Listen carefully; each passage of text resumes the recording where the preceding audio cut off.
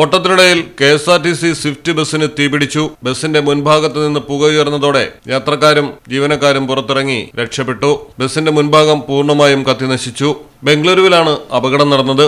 പയ്യന്നൂരിൽ നിന്ന് ബംഗളൂരുവിലെത്തിയതായിരുന്നു bus. Kengeri Jnanabharathi metro station സമീപത്ത് വെച്ചാണ് പുകയുയർന്നതും തീപിടുത്തമുണ്ടായതും.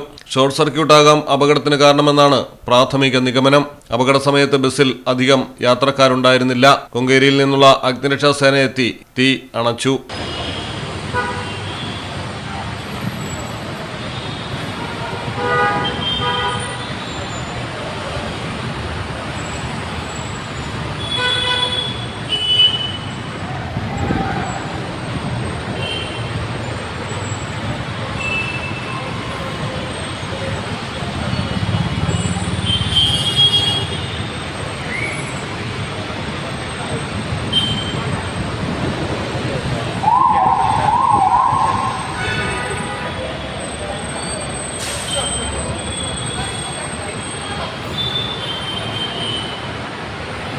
News desk Malayalam television. നിങ്ങൾക്ക് എത്ര പേർക്കറിയാം നിങ്ങളുടെ കുഞ്ഞിന്റെ ആദ്യ കാതുകുത്ത് പവൻ ഗോൾഡിൽ തികച്ചും സൗജന്യമാണെന്ന്?